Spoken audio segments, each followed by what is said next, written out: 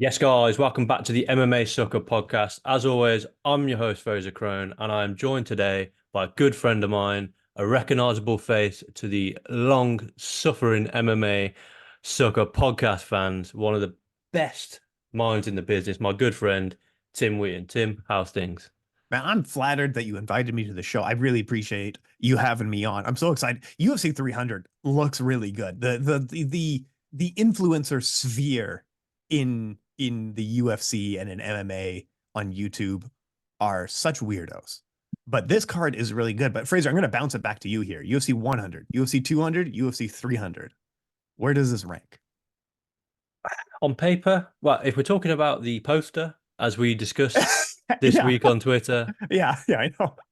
it's one of the worst posts I've ever seen. Yeah, Okay, we had the opportunity to for the poster to be epic, and I'm sure I've spoken to you about it before, but for years now I've wanted the UFC to put more effort into their promotional posters. Just the yeah, posters, the promotional side of it, they're not doing bad. It's okay. The posters, god awful, dreadful. For me, on paper, UFC 200 was phenomenal. What played out, we had the pull out, we had the Brock Lesnar drug test that nobody saw coming. We had, I enjoyed the canvas. I enjoyed the canvas of UFC 200.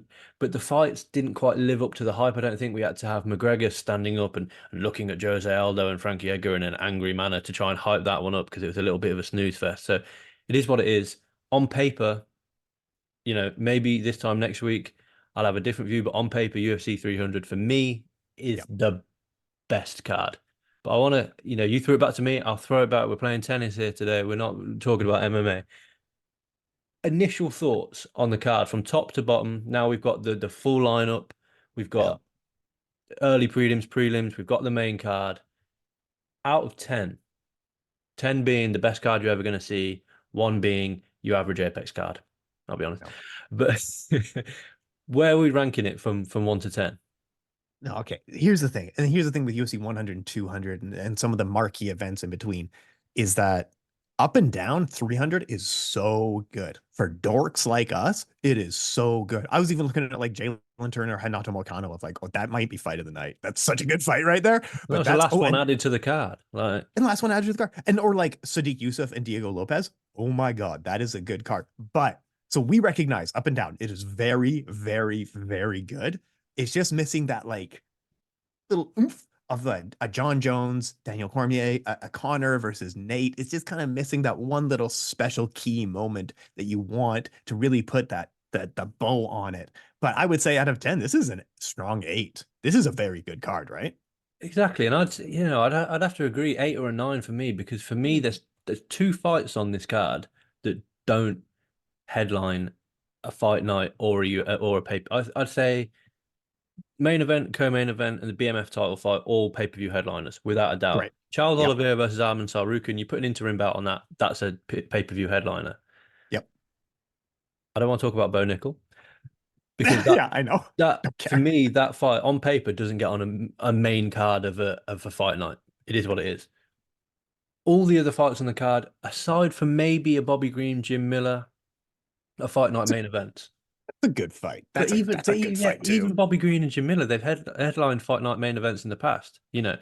Every single fight on this card is a fight night main event at very least, apart Yep. from one, maybe two. Like you said, Sadiq Yusuf versus Diego Lopez, Great. insane fight. The Good fight. first fight of the night, Figueiredo versus Cody Garbrandt. So good. Yeah. I think that is an amazing fight. I barely heard anything about Aljamain Sterling making his featherweight debut. I know. He's lost once to Sean O'Malley. He was the 40 coming off a title fight loss. He is the former champion, very much going under the radar. Same as Yuri Prochazka, going under the radar. We've I got the know. debut that we were just speaking about off air of Yeah. Kayla Harrison going for me, that's going under the radar.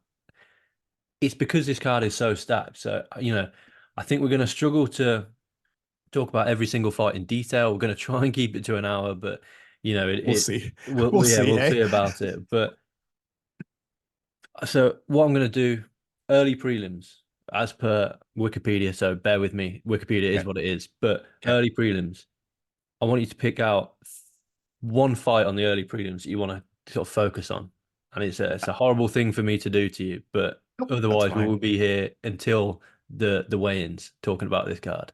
I know, I know. Let's do yeah, Figueiredo Garbrandt, right? That's okay. Am I missing something with this fight? Because when it was booked, and it was booked a while ago, I thought, does someone at the UFC hate Cody Garbrandt this much?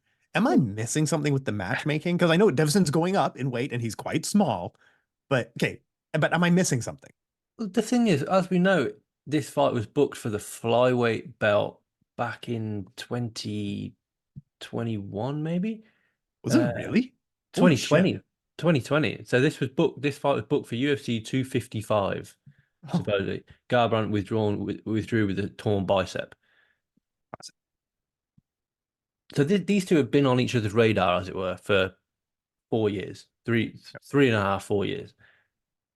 As you alluded to there, do people not like Cody Garbrandt? Because the illusion is that he's quite chinny. yeah. He doesn't take a shot well. Yeah. And the reason for that is because evidence would suggest that he does not take a shot well. Yeah, because of what happens in fights. Yeah. Exactly. As you said, Figueiredo moving up, he's had the one fight at bantamweight already, Yeah. dominated Rob Font, and went in there and just battered Rob Font for 15 minutes.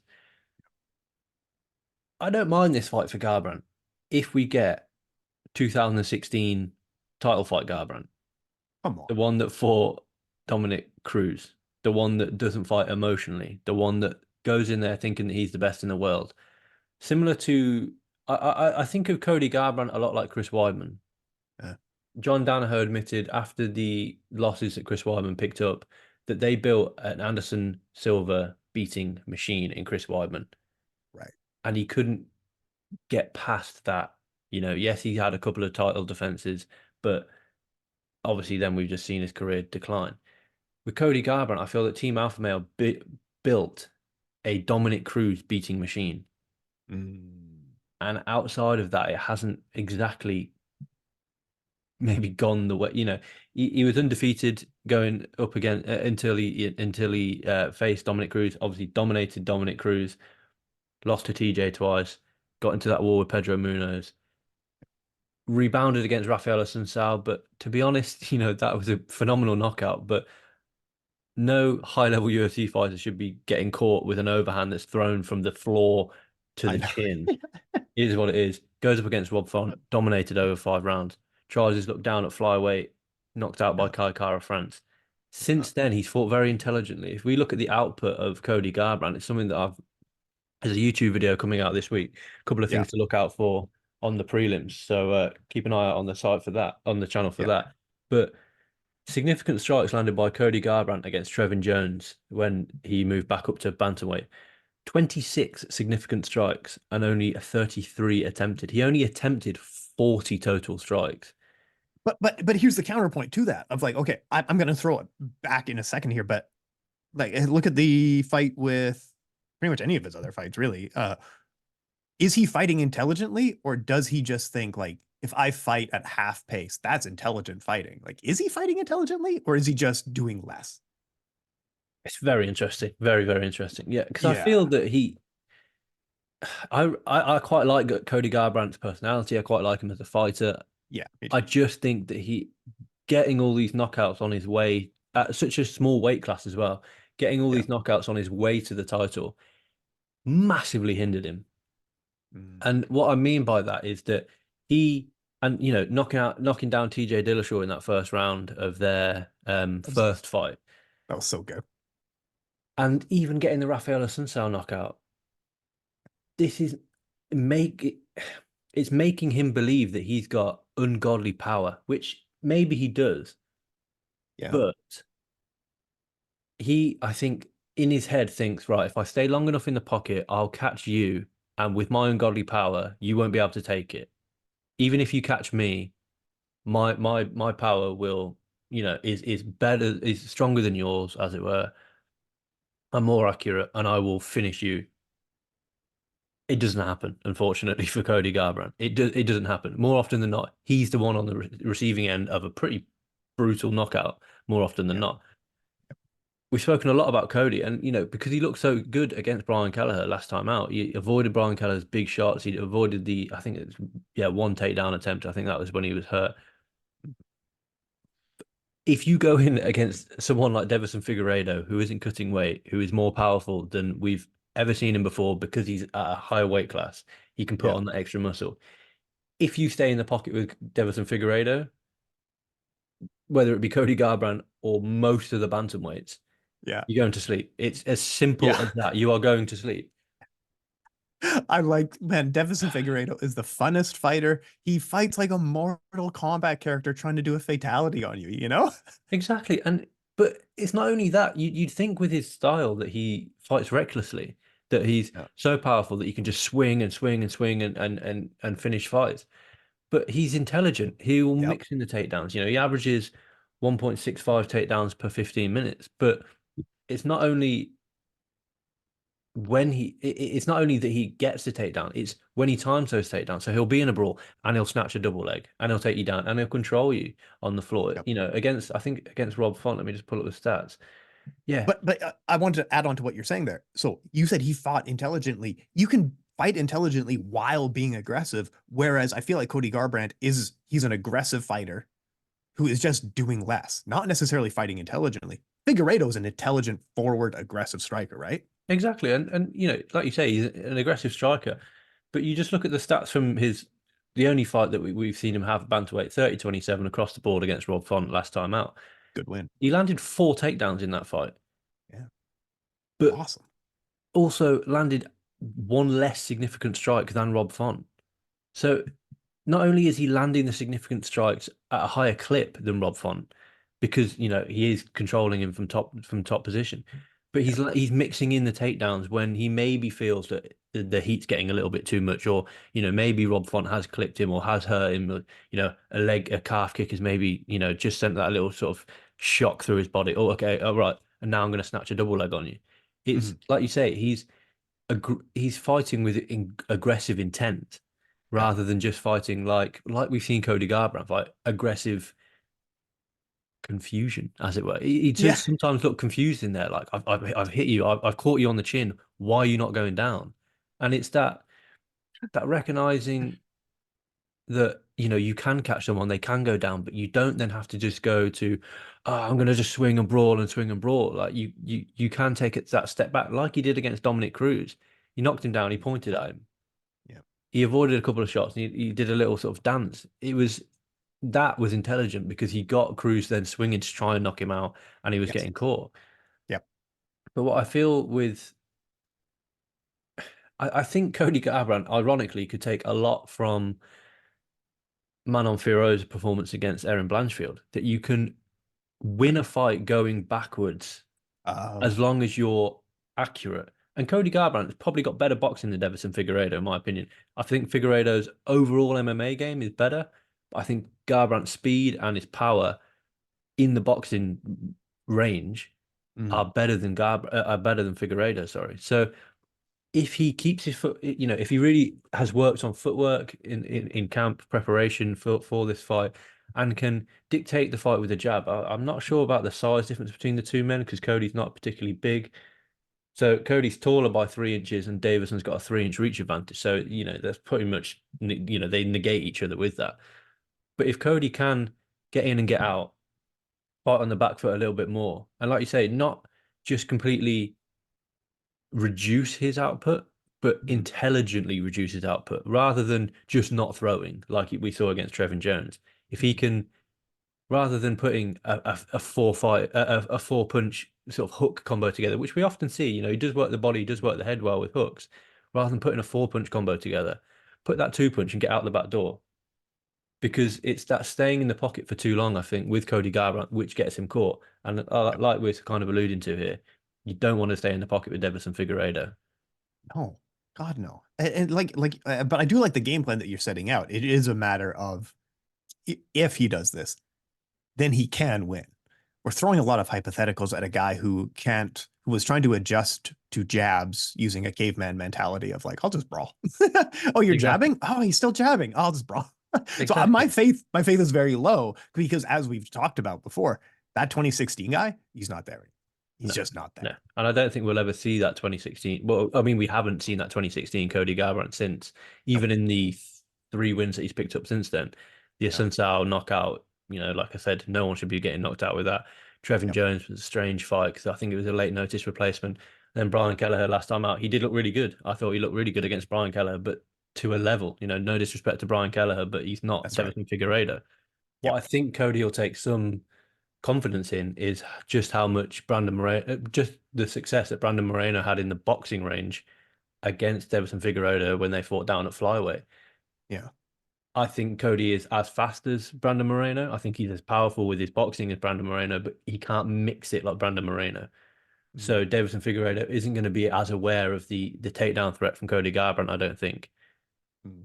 Despite the fact that I think he has the offensive wrestling, I don't think Davidson's going to be really worried about Cody getting in on his legs and taking him down, because I think that he's going to be Cody. He's speaking already, Figueiredo, about Cody Garbrandt's mentality and how he's not a very good fighter. And I think Cody's biting back on that already a little bit, which is not a good sign for fans of Cody Garbrandt. If he's already biting at words, can you imagine when he gets jabbed in the face? It's got that kind of thing for me. I co-sign with you. Yeah, it's maybe more interesting than I was giving it credit for, but ultimately we round about to the same conclusion of like Devison wins this, right? Yeah, I think so. I think the thing is, I think it'll be a big shock if Cody Garbrandt wins, which is Yes. not something we should really be saying about a former champion. But Yeah. I just think Davison Figueiredo is that good. But at the Yeah, same yes. time, I think Cody Garbrandt is well-rounded. Davison Figueiredo, 36 years old now. Cody Garbrandt, Yeah. 32. He does Yeah. have the speed, I think, to hurt Figueiredo and to really get at Figueiredo. And I think his offensive wrestling is a lot better than people kind of think it is. I think he times his takedowns really well. He's really good. He's just not very good at controlling people on the floor. So I think that, if he is hurt, he could maybe get Figueiredo to the floor, but Figueiredo pop back up. And I think I actually think that Figueiredo won't be able to finish Cody Garbrandt, ironically. I think Cody will just sort of, I think it'll be a unanimous decision pretty dominantly, but I do think that Davison will win. Oh, I agree with you wholeheartedly. If Devison wins this all day, but I am seeing an unfortunate Cody Garbrandt getting his jaw removed kind of finish in this. But All right. it's one of the two for me. Davison wins the fight, I think, but it's either, like you say, we're starting off UFC. This is the first fight on UFC I 300. know, I know. This is the first fight. If we compare that, I'll just pull up the UFC 200 card, because I'm pretty Yeah. sure the first fight was not as good as this. The Um, UFC 100, it'll be I'm sure it's something ridiculous. Jim Miller versus Takanori Gomi. To be honest, That's a that's, good that's fight. not a bad fight. Yeah, I'll give you that one. I'll give you. But we also had Sage Northcutt going to a decision on that card, so it is what it is. But UFC like I said, 100. Man, Shannon Gugarty versus Matt Grice. That didn't. I don't. that aged well, I think. Who the fuck are those guys? Like I said, we're just going to pick one thing from the early prelims, one thing from the Yeah, prelims, but we're just going to yeah. go just one line on Jim Miller versus Bobby Green. How do you think it's going to go? Who do you think is going to win? Bobby Green gets taken down and beat up. What do you think? You took the words straight out of my mouth. I Yeah, like Bobby Green. I think he's a great personality to have on the card. It's great that Jim Miller's getting on the UFC 300 card as well. yeah. But I think, I think it's going to be a victorious for Jim Miller. Jessica Andrade versus Marina Rodriguez. I think that's a great fight as well. I think Marina Rodriguez probably plays the matador in this one, and I think she probably outpoints Jessica Andrade. If you can turn left and pivot out, you can beat Jessica Andrade, and Marina Rodriguez can do that. I mean, Jessica Andrade's last fight, I did a pretty in-depth breakdown of her last fight against Mackenzie Dern. She didn't have to fight well because Mackenzie Dern is so dreadful on the feet. Yes, So yes. I think, she got back in the win column with a TKO over Mackenzie Dern. But if you, I'll link, I'll try, if I remember, I'll link the article down below. Mackenzie Dern has the worst stand-up I've seen in a long time in that fight. Dreadful. Yes, And yes. headline in the early prelim card, according to Wikipedia, again, it's Yeah. subject to change. Who knows? But Jalen Turner versus Renato Moicano, phenomenal fight. Last fight added to UFC 300. How do you see this one going? Man, it's such a good fight. And I like Jalen Turner a lot. Unfortunately, I think I'm just leaning Renato Moicano. He's just on a run recently. I like his little angry attitude that he has right now. I don't know. What do you think? I'm actually going the other way. I think Jalen Uh, Turner. I think he's gonna, yeah. you bounce back from that loss to Dan Hooker. think that was by just having a look now. By split, he Yeah, dropped two split decisions, Mateus Gamrot and Dan Hooker, and yeah, then he's knocked out Bobby Green. He's never won by decision. I can see him knocking out Moicano. I think he's got heavy, heavy hands, and totally fair. like I said, like you said, sorry, I'm enjoying this Moicano. He's angry. He's kind of pissed off that he's not being given the opportunities. Rightfully so, I Yeah, think. I think he's a phenomenal fighter. So yeah, I think lightweight is his weight class now that he's moved up yeah. full time to lightweight. I think that's his weight class. But I do see Jalen Turner continuing this finishing run of. I mean, like I said, I think he's 14 wins, 14 finishes. Hey, Yeah. that's fair. That's fair. Hey, no, it's a great fight. This is the thing. It's a very good fight. It's one of This the is better the fights thing. on This is what card. we're saying. This is a fight. I want to see this across 5 rounds. I don't want to see it across 3 rounds. Yeah. But we're getting it. It is what it is.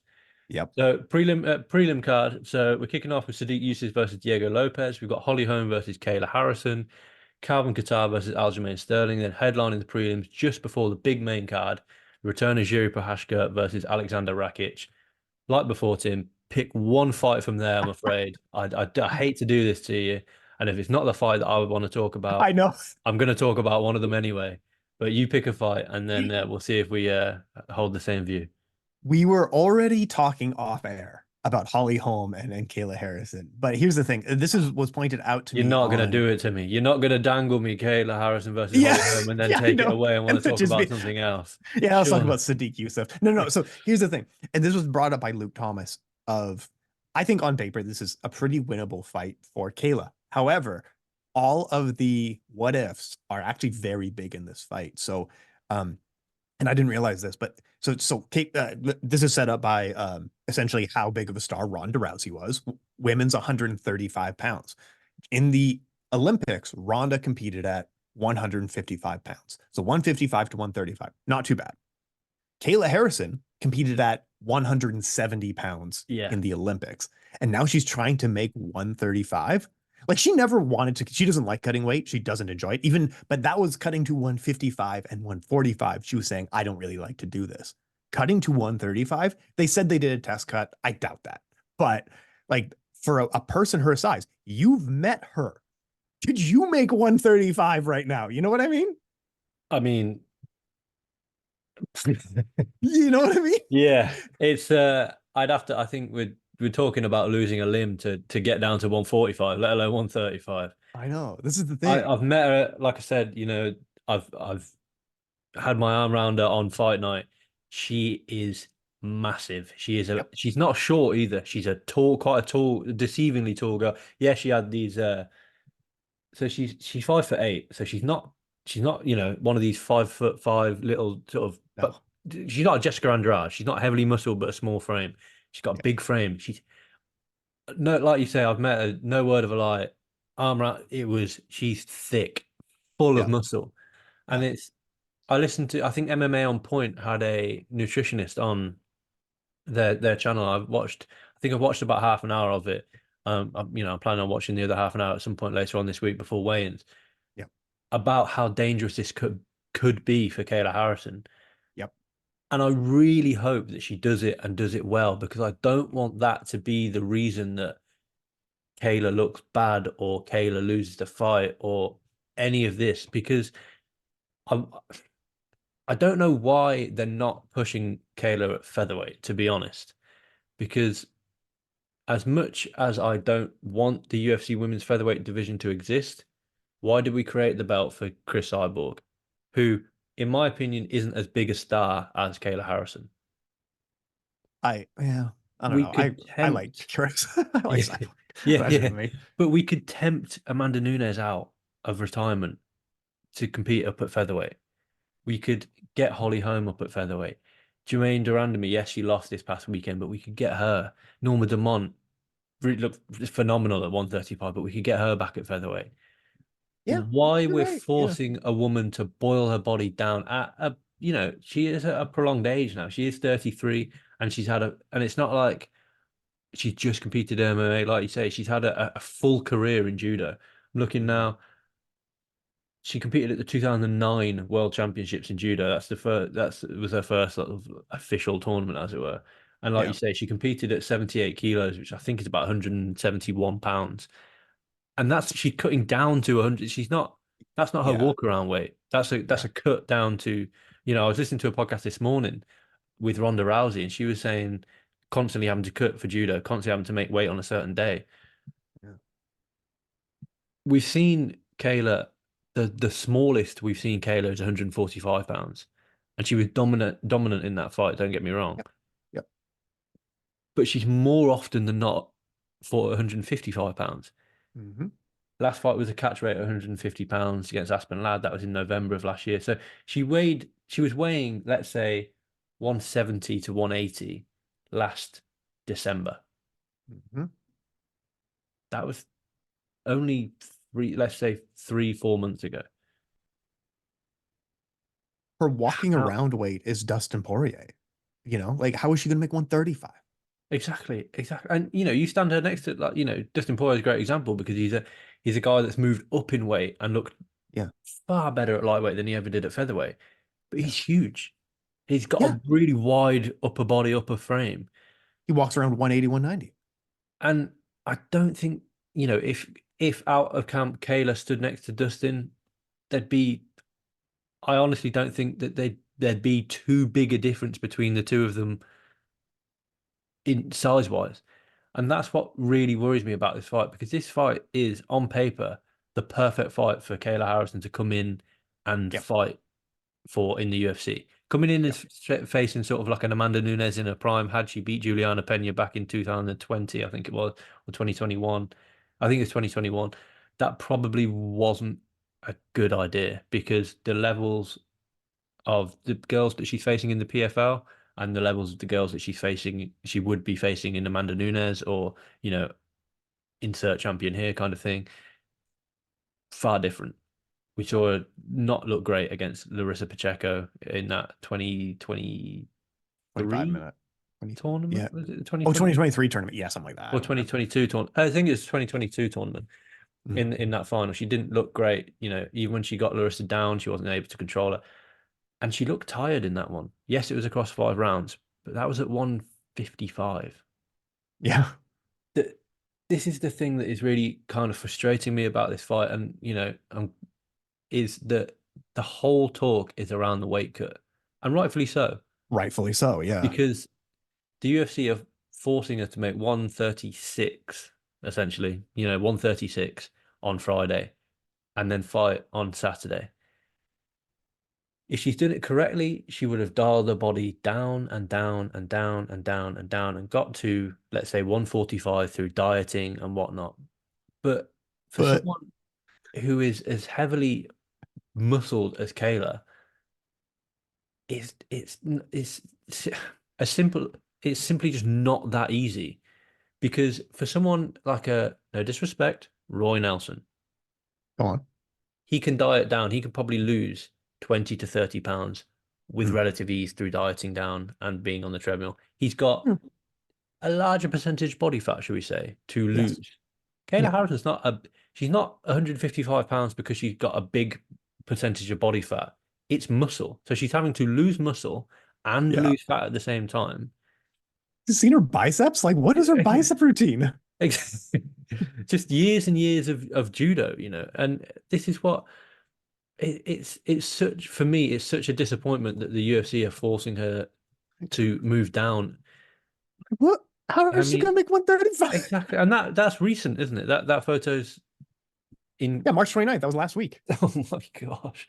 I know. This is not, this is not, for me, this is not a great sign, because like I say, I don't want Kayla to be in any harm for, I don't see the benefit of Kayla Harrison fighting down at 155, sorry, 135 No, in the UFC. I know.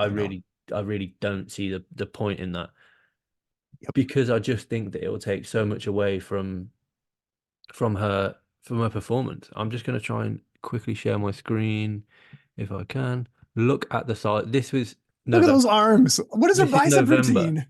This is November when she's fighting at 150 pounds. Look at the size of Kayla Harrison there.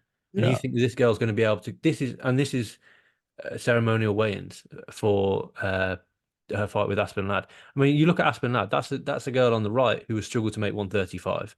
Yes. And everything from the size of Aspen, like the width of her hips, the width of her shoulder. Look at the width of Kayla's shoulders in Yep. comparison to Aspen Ladd. Granted, Yeah. Aspen Ladd hasn't cut any weight here, but you know you can tell the body fat on Aspen Ladd is slightly higher than the body fat on Kayla Harrison. Just the veins in the arms aren't popping on Aspen Ladd.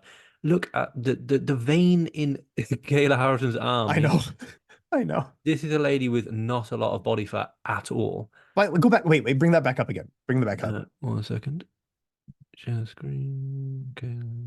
Yep. Ray Cepho was a heavyweight. Keep him.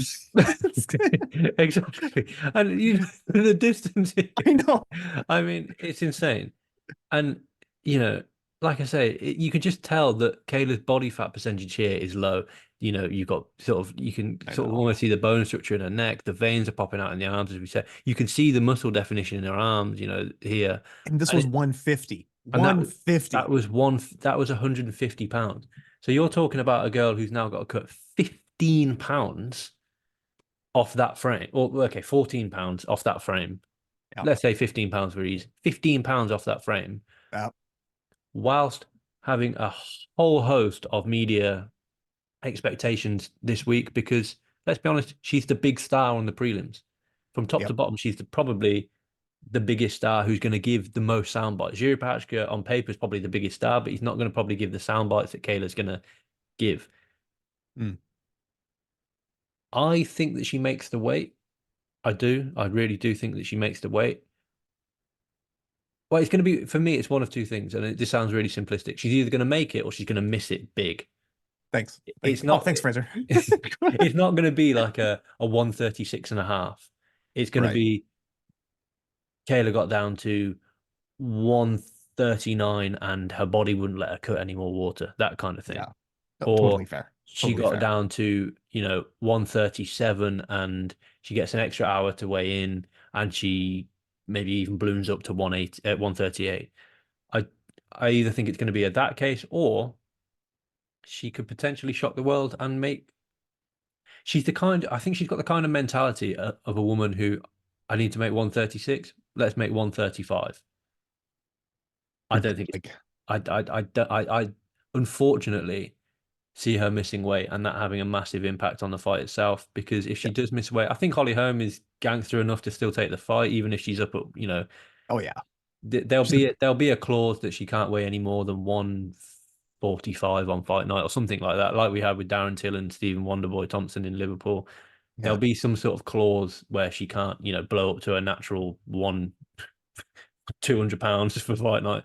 But I do think I just really don't want the weight cut to take away from the fight itself, because the fight itself on paper, like I said, it's the perfect fight. I think with a win here, if it's dominant, even if she gets a finish, which I'm not anticipating that she does, she gets a title shot. She's the biggest 100%. Aside from Amanda Nunes, she's the biggest women's fighter on the roster.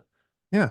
The UFC wants her to have a title shot, because 100%. I couldn't even tell you who the UFC 135 champion is right now. Exactly. I'm not gonna look it up. I don't know who it is. Raquel Pennington. Oh yeah, that's right too. I didn't know that. Raquel Pennington. You've got, and then Maya Bruno Silva's probably the number 1 ranked girl. Who's just lost to the champion. You've got, Holly Holm, Ketlin Vieira in there, Irene Aldana, but I think it's not a good division. No, exactly. And it's in desperate need of a megastar. The UFC is in desperate need of a star that can headline. They want all their champions to be big enough stars that they can all headline an event. Unfortunately for Raquel Pennington, she's not that. If you don't get a pay-per-view headline by Raquel Pennington with a weaker undercard, you get an event headlined by Kayla Harrison without a doubt. We've seen it in the PFL that have done pretty good numbers. She's headlined the PFL Champion of Champions night. So to bring that over to the UFC, I do think is possible. But she has to make weight and she has to beat Holly Holm first, which I think is going to be a tough ask. Oh yeah. And then Kayla, it is very on brand of the UFC to sign someone from an outside promotion when they are arguably over the hill. Michael Chandler, Michael Venom Page, they didn't sign them in their prime. They didn't want them in their prime. Kayla Harrison, arguably, she's not really at her peak, but we'll see at 135. Now, saying all of that, style-wise, Holly Holm bullies people into the clinch and then leans on them for a long time. given like if this was 145, no question, Kayla Mhm. slaughters her in the clinch. And like I think for the first round, if they both make 135, Kayla slaughters her in the clinch. And that's the thing of like I could just see Holly Holm like she did against Myra Bueno Silva. Holly Holm does Holly Holm things and makes Holly Holm mistakes. You know what I mean? Like she might lose just because of she can't adjust her style and she's just going to try to bully her in the clinch. And like I know people think that she's a striker and a great boxer, stuff like that. Again, like we were talking about with Cody Garbrandt, that person hasn't existed since 2015. Yeah, Have you exactly. seen her fight lately? She is just leaning on people against the cage, right? Exactly. She's adapted her game to what I imagine are now her strengths of being the kind of older, more experienced woman in there Yeah. and not having that elite footwork that we saw against Ronda Rousey. You know, Yeah. she very much, great comparison to Cody Garbrandt. Mm. That 2015 version of Holly Holm no longer exists, and we're No. not going to see that. But to beat Kayla Harrison, that 2015 version, like the 2016 version of Cody Garbrandt, that 2015 version of Holly Holm has to be there because I don't think that she's going to be able to bully Kayla Harrison up against the fence like she did an Irene Aldana for 25 minutes. So I know this is only a 15-minute fight, Mhm. but does she do enough in the first 5 minutes when she's got probably got the more energy? She's not going to have the octagon nerves that Kayla Harrison's going to have, despite what Harrison says. She's going to be nervous Yep. because it's her first UFC fight. Yep. It ramps it up being in the UFC in comparison to the PFL. But does she does she pin or does she at least do enough work in the clinch, knees to the body to drain that gas tank of Kayla Harrison, which we know is gonna, unfortunately, it is going to be an issue. Getting down to 135 is going to be an issue for Kayla Harrison, as we kind of alluded to, It or will. Yep. for this entire section. So how much does that have on the gas tank? How much is Kayla Harrison actually training MMA? She has to be careful of her P's and Q's around Holly Holm because, yes, she's 42 years old and hasn't got a knockout in the longest time. But a head kick's a head kick to someone that's drained of water. Yep. That's true. That's absolutely true.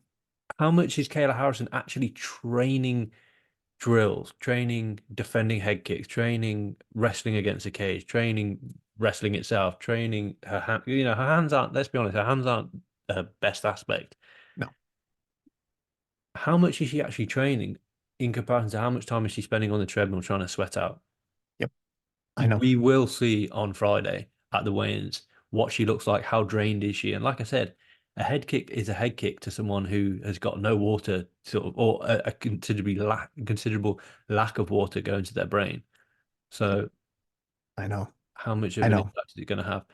Ironically, I'm still going to pick Kayla because I'm a Oh, I'm yeah, same. big Yeah, I Kayla just fan. I think Holly just like falls into the clinch and Kayla will know exactly what to do from there, kind of thing, you know? Exactly. I do think it will be boring though. I think Oh Kayla. yeah. It's gonna I suck. I think Kayla wins by decision. I don't think she finishes Holly Holm. I think Holly Holm is pretty wily on the feet, as it were. But I do think she sort of falls, like you say, she falls into Kayla and she puts a little bit too much weight on her in a judo situation. Kayla's been doing this her whole life. Yeah. You put weight on Kayla Harrison, she's going to get out the back door and hip throw you, which is Yeah. probably what we'll see. And then we'll probably see Kayla. With that being said, I could maybe see a late TKO due to cuts. Kayla Harrison can use elbows in this, and we've seen her use elbows once, and she Oh brutalized yeah. her opponent. Yeah, She's that was never been able to good. use elbows before, so that could make a big difference in this fight. Once she gets the fight to the floor, she can use her full MMA game, which I'm really excited about. We got through two fights in 40 minutes. What do you That's the issue with this card. We said we'd It try and keep it is. to an hour. So what we're going to do again, quick one sentence on the rest of the prelim, Yeah. card. Sadiq Yusuf versus Diego Lopez at featherweight. How are we Love seeing that? love this fight. Love it. Such a good fight. Like fight of the night written all over it. I'm leaning Diego Lopez because I like his haircut so much, but it could go either way. What do you think? No, I'm also leaning Diego Lopez, but Sadiq Yusuf is coming off a unanimous decision loss in a fight of the night to Edson Barboza. So he's Yeah, seen it all before, but I just think Diego Lopez is a little bit too well rounded. I don't see him finishing Sadiq Yusuf because Yusuf, I think he's been finished once in his career. That was he's outside of the good. UFC. Yeah. Yeah. He's only lost 3 times, finished once. That was back in 2017. I'm leaning towards Diego Lopez in that, but again, a co-sign fight of the night. If it's Yep. not Jalen Turner versus Renato Moicano, the next fight on the card is Sadiq Yusuf versus Diego Lopez. Fight of the Gonna be night. a banger. Yeah. Calvin Kattar versus Aljamain Sterling. This is another one that we could spend 40 minutes talking about, but I am going to limit you to just a few sentences on the fight, unfortunately, mate, because we've got a massive main card to talk about, give or take, Um, I guess. okay, so I think the UFC sometimes very much knows what they're doing with matchmaking. And while I do think Aljo is going to struggle cutting the cage at this weight class, this is a pretty good Aljo win, I think. Yeah, I agree. I think we're forgetting that Aljamain Sterling's coming off a title fight loss to Sean O'Malley. Before that, Yeah. he just fought for the title. Like he just defended his title. He is Yeah. world class. People, I don't know, for whatever reason, people don't get behind Aljamain Sterling and don't really like him. I'm not in that camp. I like the way he talks. Not Yeah. all that interested in the way he fights sometimes because he can be a little bit, he can be a bit of a tough watch. But I think, he without cutting, we're talking a lot about weight cutting, but I know. without cutting the weight, he's used to a 5 round fight. This is a 3 round fight. I think it's his first 3 round fight since 2019, 2020. Yeah. He's going to put a pace on Calvin Kattar, and I think he comes away with a unanimous decision victory. Yep. I And agree. Agree. the big one, the headline of the prelim card, this is the fight that supposedly gets people to buy the main card. Jiri Pachka returning against Alexander Rakic. How do you see this one going? Never gonna pick against Yuri. Like Yuri is such a cool guy and just does absolutely asinine things in the cage, spinning back elbows. He's getting beat up by everybody just to hurt, knock them out. Like I think Alexander Rakic wins every second of this fight until he gets knocked I think, yeah, Jiri Pachka has, like you say, he just takes 10 to land half a shot. But honestly, it's that half a shot that out. usually does the business. Yep. Granted, it didn't do the business last time out against Alex Pereira, but you're talking Yep. about someone that's got quite literally hands of stone. Yes.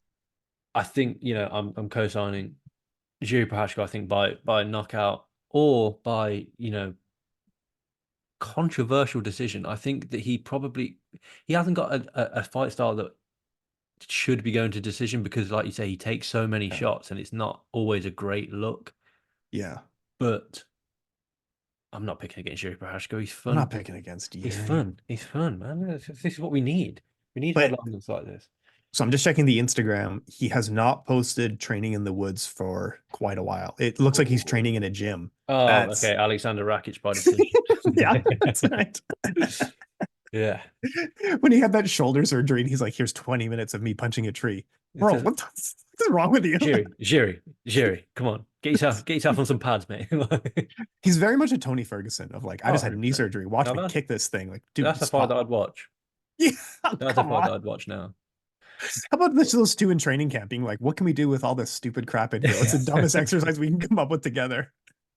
And they probably Tony Ferguson would probably win a world title like that. Yeah, absolutely, man. Man, he was doing that one-legged squat thing on the ball with all the stuff on his shoulders. Like, you don't need to do My that. knees are That's not. hurting watching that video. Yeah, yeah, I know. And I'm lucky enough to never have like knee surgery like him. And So then, yeah, he had knee surgery before and he had knee surgery after. And we're all going like, yeah, obviously. yeah, of course he's fucked his knees. All right, let's Right, move on, man. Let's move moving on. on.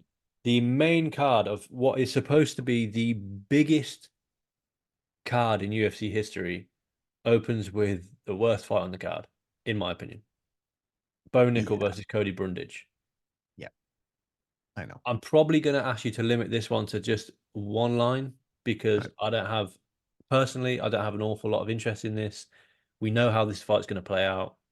We know why it's on the card. They're trying to build Bo Nickel into a megastar. I don't have a problem with Bo Nickel being on the card.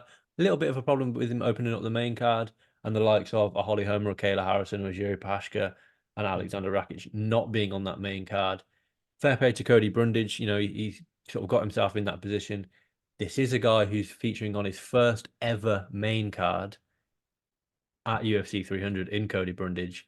Quick thoughts on Bo Nickel versus Cody Brundage opening up the main card.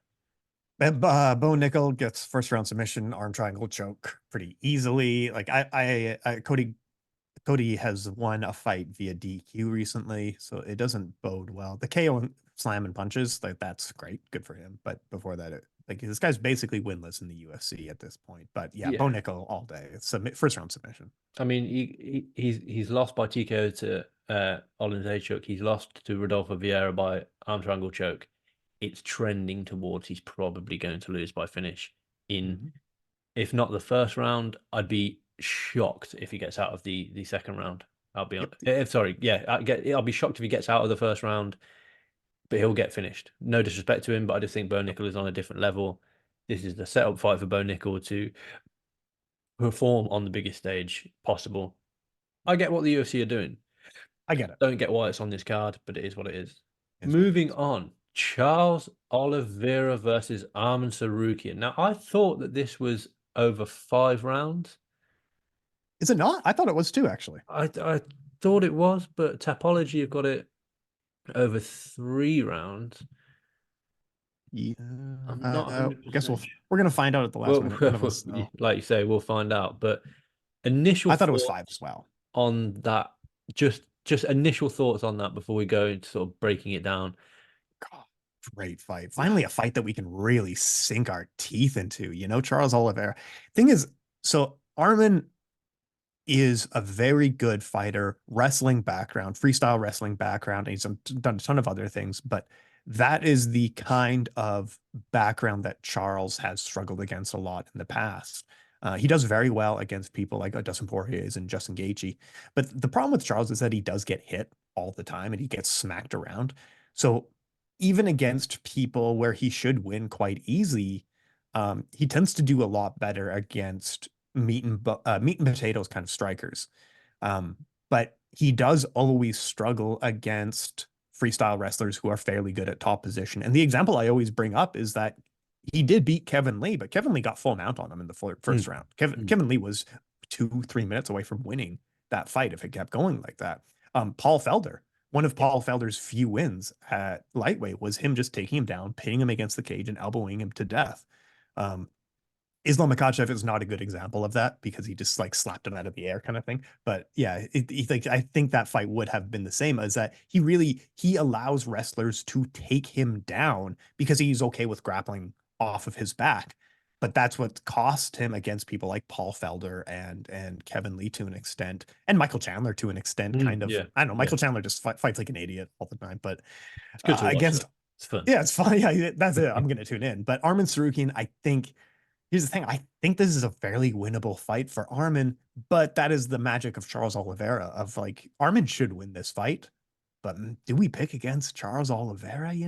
That is exactly how I'm Yeah. thinking of this one. I have no idea how this fight is going to go, and Yeah. I've got no idea how the fight. I don't know who to pick in the Yeah. next fight we're going to talk about either between Gaethje and Holloway. Yeah. However, this going on to talking about this one, like you say, Charles Oliveira does really well against guys that are, you look at some of the wins that he's got, Poirier and Gaethje both by rear naked choke. Mhm. But that's after he's hurt them on the feet. Is Arman going to be there for him to be able to hurt him on the feet, or is he going to be ducking underneath and taking him down and, like you say, just controlling him on the floor? Because Yeah. I think he does so well against the guys where he's, if you look at a lot of the submissions that he got, don't get me wrong, they're all phenomenal. He's getting these Oh, submissions, but amazing. I Clay Guida and David Timur and Kevin Lee all by guillotine choke, all by guillotine or sort of front choke, guillotine or anaconda. Yeah. For me, that's because they've either shot in on him lazily or he's got into a position where he can wrap the neck and sort of take the neck, as it were. I don't Yeah. see Arman ever getting himself into that position because of the more traditional wrestling that he has. He hasn't, in a good way, he hasn't exactly adapted his wrestling game to MMA to really get his head on the inside or get his head on the outside. He's just, I'm going to use some strength to get you to the floor, and then once I've got you to the floor, I'm just going to, not use traditional jujitsu, but I'm just going to really get tight into you, try and hold, pin your limbs down, as it were, Hmm. and then unleash. The rear naked choke submissions of Poirier and Gaethje, I cannot see an eventuality where Charles Oliveira is able to get to the back of Arman Tsarukyan, even in a scramble situation. And if he does, I think Arman's probably strong enough to keep that 2-on-1 grip and really prevent the rear naked choke coming from Charles Oliveira. Yep. So do we get a kickboxing match then? I don't know how good Arman Tsarukyan is having, taken a shot, because we don't, we've seen him lose, I think, twice in the UFC, both of them by decision, and both of them to wrestlers in Islam Makhachev and Mateusz Gamrot. Last time out, we saw 1 minute and 4 second knockout of a Beneil Dariush. I think we're going to get a kickboxing match. Yeah. I don't, it is a lightweight title eliminator, and I'm sure I read this was over 5 rounds. I thought I read the same thing. I don't know if Tapology has it incorrect, but usually they're not, especially on big Yeah. UFC cards. I'll read, yeah. But yeah, I'll jump in. Like that's the thing of if it becomes a kickboxing match, because Charles Oliveira can really threaten with the front choke against wrestlers, and that's the counter to it. That's why he gets taken down so much. But if that is that threatening and Arman cannot get him down, yeah, Charles beats him on the feet, no problem. He's got a great left hook. He's got amazing kicks. He's got strong power in his kicks, but especially breaking off the clinch, he loves to land knees, whether it's to the head or to the body. On the feet, this is a Charles Oliveira win all day long. And I think if they stay on the feet, I actually think Charles knocks him out. It's just a question of Charles doesn't always defend takedowns because he just doesn't care that much. And I think the rounds do really matter, because we've seen Yeah. Charles be on his back and not really get back to his feet across. So everything that I'm seeing will actually suggest that this is a 3 round fight, which really plays into the hand of Arman Tsarukyan, in my opinion. I'm sure I read somewhere that it was a 5 round fight, but we'll see.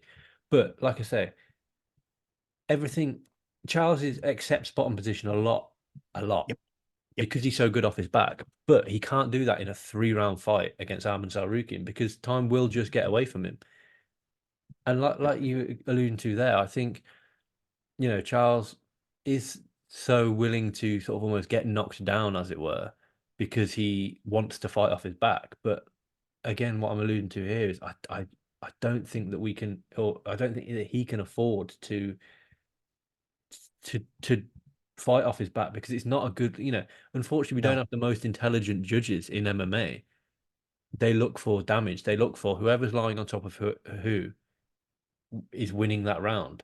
I mean, Norma Dumont, I don't think landed a significant strike this past weekend in the first round, and she won the first round on all scorecards, which kind of Yeah. tells you everything that you need to know But about. her opponent didn't land any significant strikes either. No one did anything. That fight Exactly. was okay. It was fine. Exactly. Jermaine Durandamy outscored Norma Dumont 3-0 on significant strikes in the first round. So, in theory, Jermaine Durandamy should have won that fight because we scored damage, but obviously Norma Dumont won the round. But going back to Charles and Arman, Charles can't afford to be on his back just defending No, and he would lose. looking for 15 minutes for a submission, because if it is a 15-minute fight, he probably loses by decision, because Arman can just hold him down for 15 minutes, make it quite boring. Pretty much what Charles Oliveira did to Tony Ferguson in their fight. Yes, he got him in that armbar, but aside from that, he did very little damage to Tony Ferguson. Yep. I think Charles has weird power on the feet, because we've Yeah, he seen does. him knock guys out and knock guys down and really hurt guys. He doesn't, everything about his mechanics, he's long, he's skinny, he's kind of like, he he's just a walk forward fighter. He doesn't always throw in the best manner, as it were. Everything about that says that he shouldn't be that powerful, and he is. So he could hurt Arman. This is a real test for Arman Tsarukyan. I Yep. think he might come through it. All depends for me. If it's a 5 round fight, I think Charles maybe comes through it. If it's a 3 round fight, I think Arman comes through it. I think it's 3 rounds because I swear I read the same Yeah, thing that it was a I'm sure 5 round maybe. fight. I can't find anything on it. I can't No, find any confirmation that. But you and I both read the same thing, and I yeah. don't know. I want it to That's be a 5 round fight because it makes that's sense great. to be a 5 round fight. But like I say, Tapology have got it as a 3 rounder. I think potentially having four back-to-back 5 round fights where you have to schedule it for them all to go 25 minutes. I I get it. very much doubt that they will, but you I have get to it. schedule it for them to all go the full distance. You're talking an hour and a half of fighting plus time, walkout time, plus everything else. I don't know if they'd put that as a 5 rounder on there, but Yeah, like I say, I'm pretty sure I read somewhere that they are. But we'll see on fight night, I guess, I guess so. We're not going if to know after until the three last rounds they minute. go to when Bruce is introducing it. But we'll see. But okay, official pick, Tim, Charles Oliveira, Arman Tsarukyan. Who are you going for? I don't know because eventuality. Arman just uh, wrestles him. Yep, could happen. Charles does a front choke. Yep, could happen. Charles knocks him out in the first 90 seconds. Absolutely could happen. But I think this the way I like Charles Oliveira too much to pick against him, and yeah, I'm just gonna pick Charles. There's a little bit of magic in Charles, you know what I mean? Especially Yeah. lately. But yeah, I'll say a 90-second knockout. He's just gonna do the same thing he did to Beneil Dariush. Yeah, I tend to agree. I think, I don't always think that Charles Oliver is going to win every fight that he goes into, and yet He more does. often than not, he does. He's Yeah. technically coming off an injury, but it was a cut to the eyebrow, so it's not like his body's too beaten up. I don't think, he's not coming off a broken arm, a broken leg, or anything like that. I think we might get a vintage Charles Oliveira performance, and I want to see him rematch Islam Makhachev. Yeah. And There's not a fight like man, a doofus in however, it. that can put that fight, a real spanner in the works of that fight, the BMF title holder, the man who, in my opinion, I've got an article coming out this week how both guys in this fight are risking title fights in their own divisions to put on an entertaining fight for the fans. The BMF title fight between Justin Gaethje and Max Holloway. Mhm. Unload on it, Tim. Okay.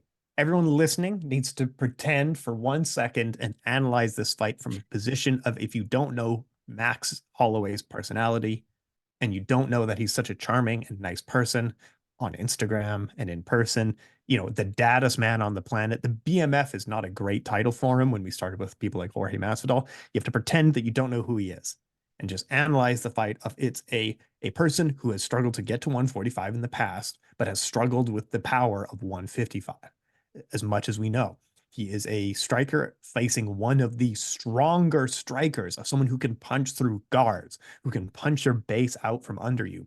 Max Holloway in his fights has gone from a person who doesn't bother countering leg kicks because he's going to walk through them against Jose Aldo to struggling with leg kicks against Alexander Volkanovski.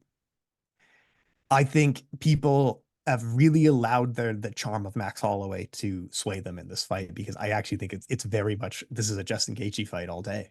Even if it's 5 rounds, I think Gaethje gets it done.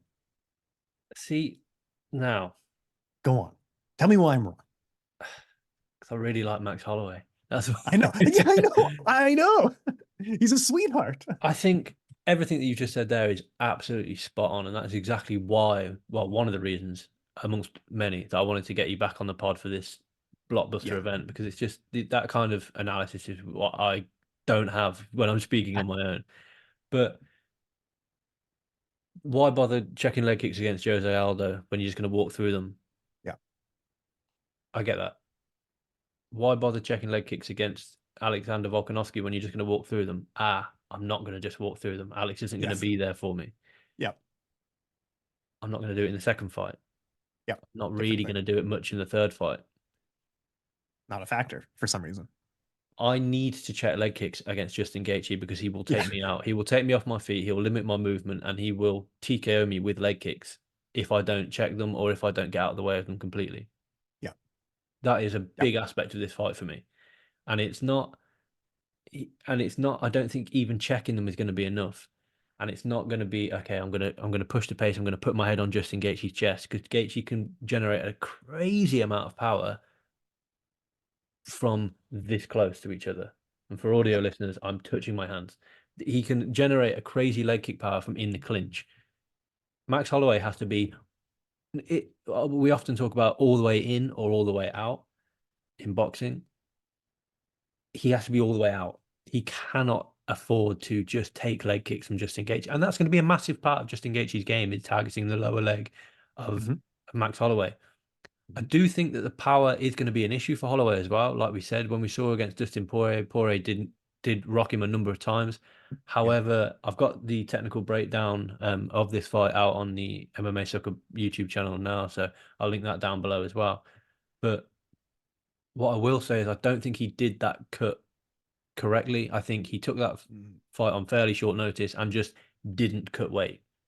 I that's think fair. this time I think he's taken a little bit of time out. He's probably known that you know that his time at featherweight is coming to an end. So he's put size on to cut weight down. He's probably, he was probably 160 cutting down to 155. He's probably Mhm. now 170 cutting down to 155, which I do think will make the difference. I do think it'll aid his ability to take a shot. What I spoke about a little bit in the technical breakdown, so I don't want to give too much away because going out and check that video, but I Mhm. want Max Holloway to really refine his game and not. We often see him almost chasing opponents with 3 to 4 jabs at a time and then putting a body kick, or we see him with that long accentuated jab and long straight to the body, or long straight to the head. He For me, he's got a pop shot, Gaethje, and again, like Ferrer, I think he's got to win this fight maybe on the back foot, because Mhm. if he puts 4 jabs together, it only takes one of Gaethje's big shots to land, and Max is probably going out. Mhm. I do think he can outpoint Gaethje over 25 minutes, but he has to be perfect for 25 minutes. He could. He pivots out very well. He might just dance around Gaethje for 20. We might look like idiots come Monday or whatever. Exactly. Of And just like, oh yeah, of course Gaethje just pivoted. We all should have seen that coming, right? exactly. And I think he would have defeated the old brawling Justin Gaethje with relative ease. He's too smart. He gets out the back door. Yes, he takes shots, but he does, like I say, get out the back door, like you say, pivot off to the side and just get out of the way. This new Justin Gaethje that we're seeing, the one that fought with Dustin Poirier, the one that Yeah. fought with Fiziev, he gets out of the way enough and then gets straight back into range and really lands his shots. Like I say, I've got the technical breakdown on the MMA Sucker channel, so I'm not going to go into too much detail about it. I, I'm going to pick Max Holloway by decision, which is a massive call because I also do think that Justin Gaethje can win this fight. But I think Max up at 155, I think it's probably the last roll of the dice for Max. I think he's going to have put everything into this camp. We know that he's sparring in this camp now. Yeah, I, that's an interesting thing that he changed. Yeah. yeah, I'm not sure if it's the best idea to receive damage to the head when you're going up a Yeah. weight class against a power puncher. But I You don't think know. Gaethje's not the biggest 155er in the world, so I think the size of both men are going to be fairly similar. Um, but it's just Max Holloway. I think is going to use that length and pop shot him for 25 minutes, and hopefully nothing against Justin Gaethje, but I hope Max Holloway does win this fight because I'm a real fan of Max Holloway. I really like his story. I think he's a good advocate for the sport. Not saying that Justin Gaethje isn't, but I think it would just top Max Holloway off winning that BMF title bout.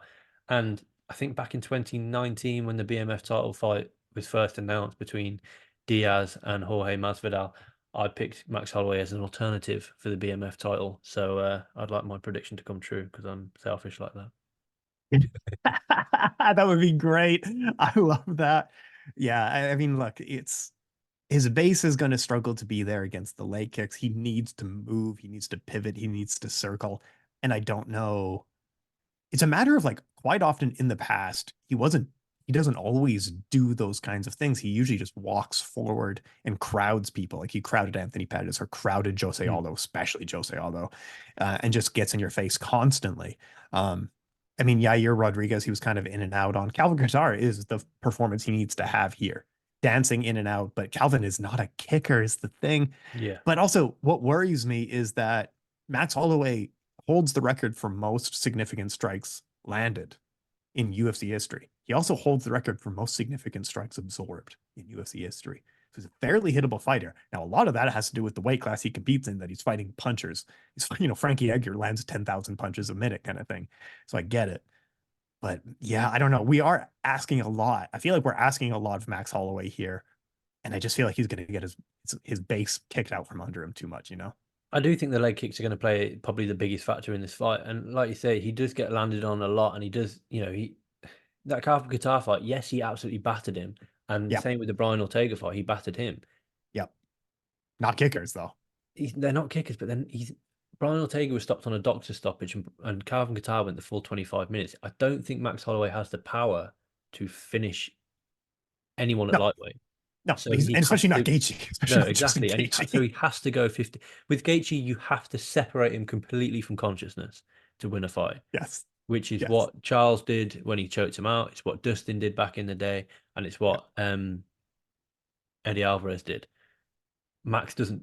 hold But that Eddie had power. to. Eddie almost died while doing it, and His same with face, everybody do you else. remember his Like cheek was just like, I'm the most violent sat on the cage. His cheek is just out here. Fucking hell, Dustin man. Poirier was also like 5 leg kicks from quitting, Oh, and that's exactly. what he had to do to finish him. And then he wasn't even unconscious in that first fight. That's Exactly. just this Exactly.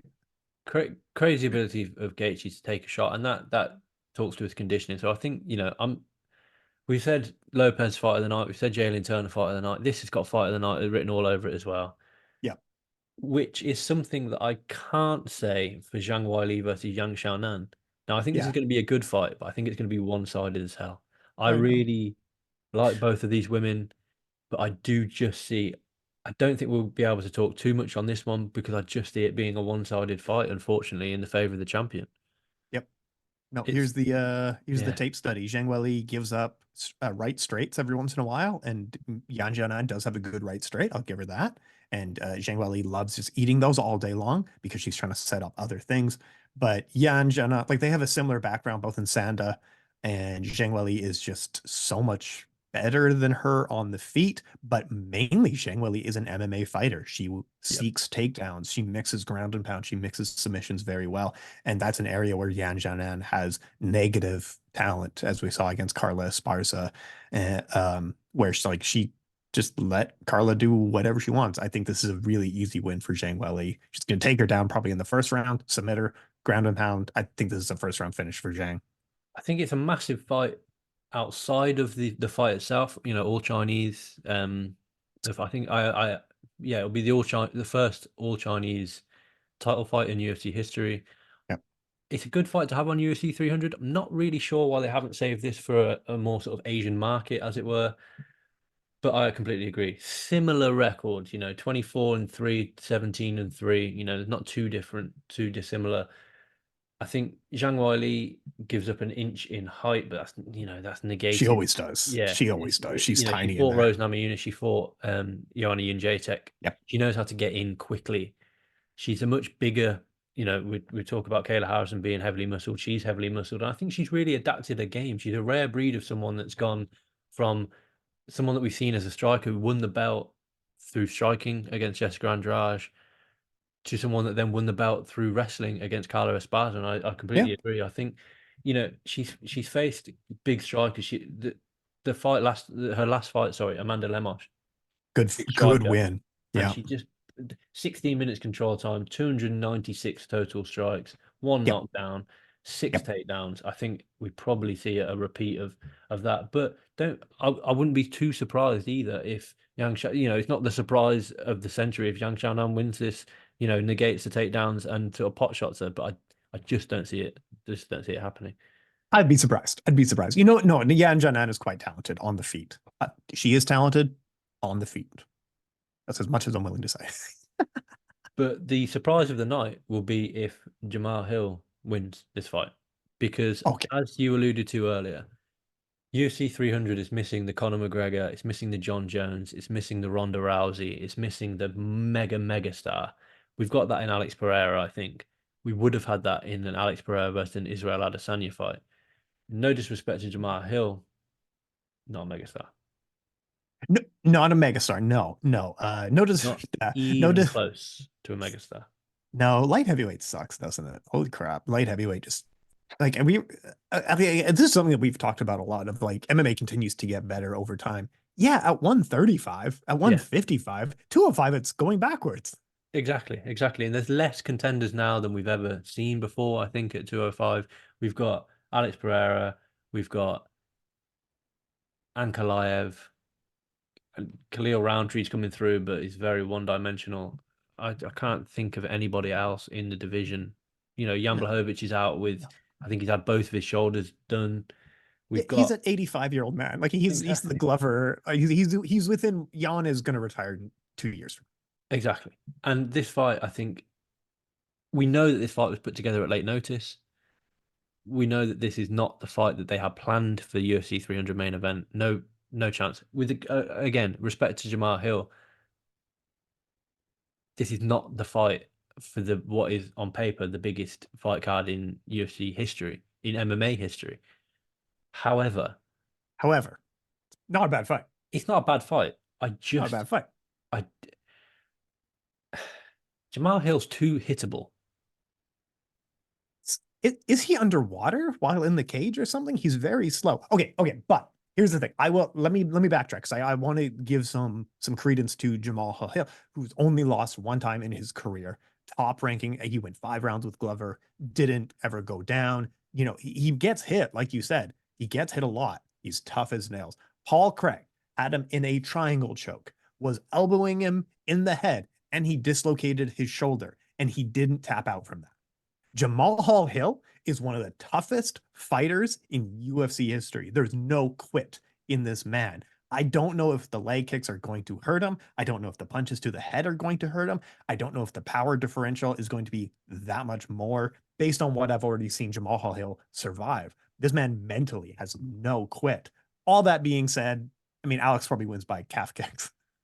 Well, that's the thing. I think with Alex's calf kicks is he doesn't, as ridiculous as it sounds, he's not like Justin Gaethje that sort of soccer kicks the calf. He just Yeah, constantly puts a little calf kick in, and it's bang, bang, bang, bang, yeah, and they just accumulate. But then we saw against Israel Adesanya, is he backed up against the fence and he's still throwing calf kicks, and it's hurting. He's hurting. He's hurting Israel Adesanya. yeah. For It, this to hurt someone like Yuri Prohashka, that's insane. Jan exactly, Blachowicz was getting hurt from these exactly, calf. That's insane exactly. to me. And we saw Jan Blachowicz versus Rakic, how good Blachowicz is at defending leg kicks, and he just wasn't able to do it against Alex Pereira. No, For me, Hill just, I know it sounds ridiculous, he's almost too confident when he's in there. He holds his lead hand so far, so low. Whether we're taking that from I'm taking that from Thiago Santos, who looked to wrestle Jamal Hill. I'm taking that from Glover Teixeira, who obviously looked to wrestle Jamal Hill. If anybody shoots a takedown in this fight, I'll be extremely surprised. oh yeah, I'm picking Alex Pereira by knockout, and I do just think, like you say, Jamal Hill is phenomenal. I really do think that he is. Let's not forget this guy is the champion that never lost a belt. yep. I'm just wondering whether he has enough tools and is intelligent enough to stay in the pocket for long enough to not get caught with that left hook. I don't think he is.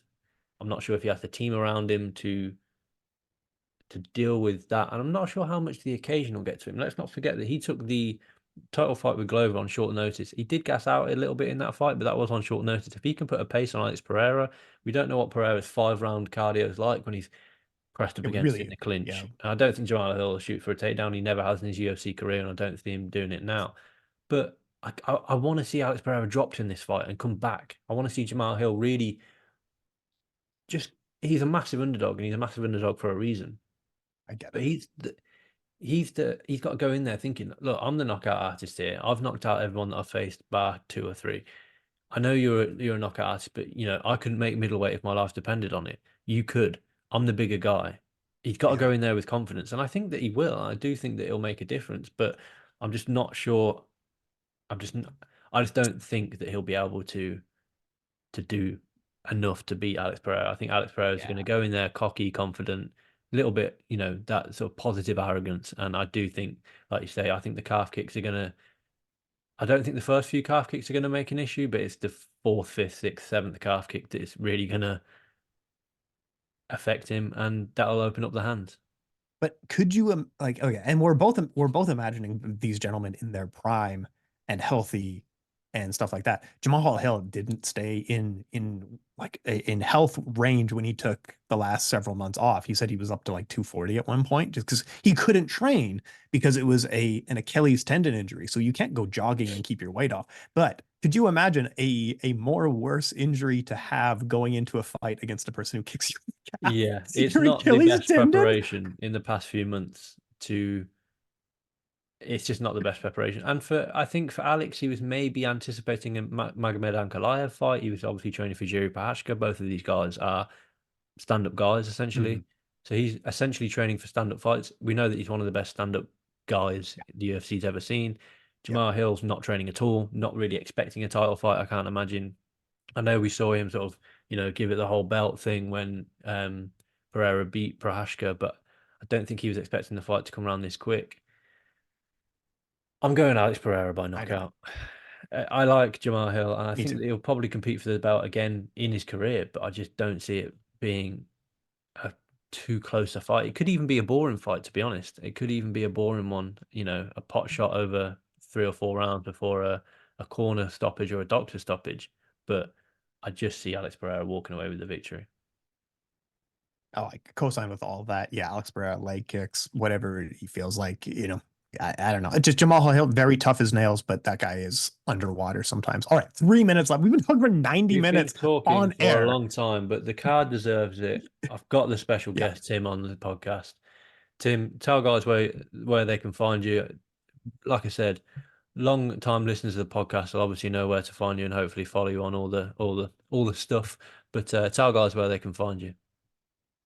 No, I'm eternally grateful to MMA Sucka for taking chances on me in the past. This is where I built my career, whether it was booking interviews or podcasting with Frazer or writing with Frazer quite often. This is really where I built my career. So any success in the future, I owe quite a large chunk of it to MMA Sucka. And but yeah, it's Tim Wheaton MMA, wherever. You'll find me, Instagram, Twitter, that sort of stuff. But yeah, Frazer, thank you so much for your time, man. Yeah, thank you for your time. I'll put all Tim's links down below, of course, all the links that we've spoken about for the articles and the various videos. Tim, thank you so much for your insight today. I've really enjoyed myself. And Mhm. yeah, we'll catch you next time, guys. Thank you. Thank you.